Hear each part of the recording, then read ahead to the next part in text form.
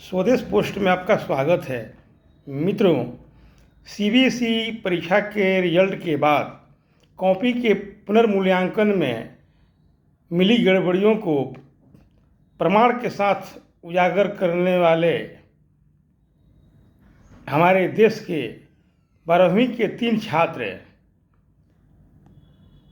सार्थक सिद्धांत, वैभव श्रीवास्तव और अधिकारी, ये तीनों छात्र अपने ब्लॉग के माध्यम से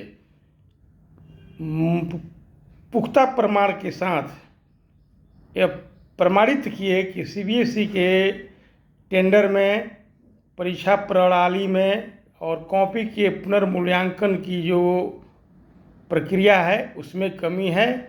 और तीनों के ब्लॉग के आधार पर संसदीय कमेटी ने उन बच्चों को बुलाया और सार्थक सिद्धांत अपना प्रमाण दिए और कमेटी कन्विंस हुई और इस पर पीएमओ को हस्तक्षेप करना पड़ा, सीबीआई के चेयरमैन को बदलना पड़ा। यही नहीं, एक और काबिले तारीफ है इस बच्चों को कि इनके प्रमाण पर सरकार को एक्शन लेना पड़ा। अभी तक 10 वर्षों में ऐसा कोई भी सरकारी प्रक्रिया या संस्था को मीडिया अगर उजागर की हो और सरकार उस पर एक्शन ली हो, या विपक्ष के नेता कोई बात गड़बड़ी के बोले हों और सरकार उस पर एक्शन ली हो, आज तक ऐसा सरकार के द्वारा एक्शन नहीं लिया गया, क्योंकि मीडिया द्वारा पुख्ता न प्रमाण दिया गया, न विपक्ष के नेता द्वारा पुख्ता प्रमाण दिया गया। लेकिन ये 12वीं के छात्र 17 वर्षीय सार्थक सिद्धांत तथा 2 अन्य इनके साथियों ने यह साबित कर दिया कि सोशल मीडिया में ताकत है और जेएनजी में ताकत है। जो अगर प्रमाण अगर किसी भी संस्था या किसी भी सरकारी सिस्टम में अगर गड़बड़ी है और प्रमाण के साथ अगर प्रस्तुत किया जाए तो ईमानदार सरकार जरूर उस पर एक्शन लेती है। मोदी सरकार भी काबिले तारीफ है कि एक्शन ली, गड़बड़ियों को सुधारी।